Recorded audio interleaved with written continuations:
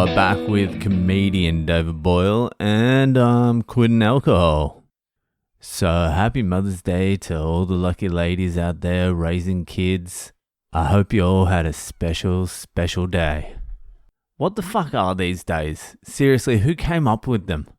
I feel like Mother's Day is just there to stimulate the economy when nothing's going on. You can't go 1 month in a year without some fucking bullshit hyped up fucking event stimulating the economy. I'm always at odds. I'm in a fucking battle between how much I fucking hate these days because they're just fucking marketing tools and how much trouble I'm going to get into for not fucking doing anything for these days. I have to weigh it up. And who should I be doing Mother's Day for? Do I have to do Mother's Day for my wife? She's not my mum. It should really be the kids putting on something for them. My son's got $24 in his piggy bank, so he should really be the one fucking doing something. We just went out today. I bought my wife coffee and fucking whatever. We went out for lunch as well. It was a nice day. I was in the city. Well, we were in the city, and I went past the fucking pub where I got my fucking lip bitten by that fucking Irish cunt all those years ago. And I haven't been in that pub for fucking a long time. So I was like, oh, fuck it, I'll go down. I'll fucking take a little trip down memory lane. So I went into the pub, went down into the toilet where it all happened and just relived it all. Went down the stairs. It still looked exactly the same as I remembered it. It's now called the Palace Hotel in Haymarket. Old Paddy Maguire's. So I went down there, down the stairs I tried to run up, that the guy grabbed my leg and pulled me back down.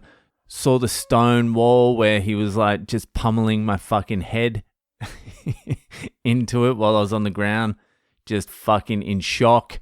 I even went into the cubicle I was pissing in, when the cunt started fucking smashing me in the back of the head.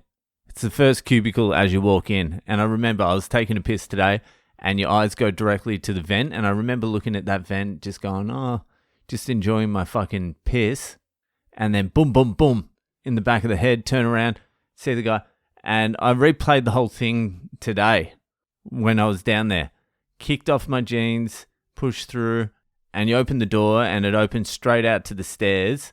So I walked through there. I even did this. I walked up how many stairs I reckon I got up before he grabbed my leg and ripped me back down. I think I got up 3 or 4 stairs. And I was like, why didn't I just kick him in the fucking head? I was so fucking hammered. And then there's a open section, there's a square sort of waiting room down there where the female toilets are as well. And that's where we fought, and that's where he bit my fucking lip. It was a nice little fucking trip down memory lane. I should do tours like fucking Kramer, the Boyle reality tour. And I just take in 4 fucking degennies and just walk them through what happened that night, take them around the corner. This is this is the kebab place I used to eat. This is where you used to finger girls in the alleyway. This is the homeless shelter I got taken to when I was arrested on pills. Instead of fucking booking me, they took me to a homeless shelter. I think I told that story. I'll tell it again at some point. I was meant to do a Boyle Reflex today, but fucking what do you want me to do? Do you want me to say, hey, put fucking Mother's Day on hold? I need to listen to my own podcast for a couple of hours. You take the kids out while I listen to I'm Quitting Alcohol by comedian David Boyle. I have to. It's hard enough just fucking doing this. Plus, I'm going to be reflecting in a few days anyway. It's almost 4 years. I think it's 3 days until 4 years. Jesus Christ. So there'll be a reflection on that day.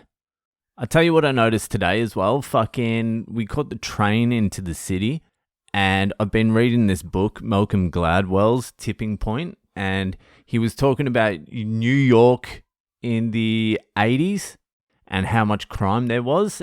And most people think it was because of Rudy Giuliani coming in and fucking getting strict on fucking crime, but it all started in the subway system, apparently. So the subway system used to be just fucking covered in graffiti, tags everywhere, and apparently some cunt came in and was like, the graffiti is like a subconscious or even a conscious signal that this place is okay to do fucking crimes in. So they got some dude in, and his objective was like, we're going to clean the fucking subway system. We're going to clean all the graffiti. There's going to be no fucking graffiti on any trains at any time. And within like 4 years, crime went down 40% or something. There was a lot more to it than that. There was also like fucking fare evasion. They started getting strict on fare evasion as well. But the graffiti thing stuck in my head as well, because that does make sense. You walk through somewhere where it's just graffiti and all trashed up and fucked, and you're like, I could get mugged here. Something's going down.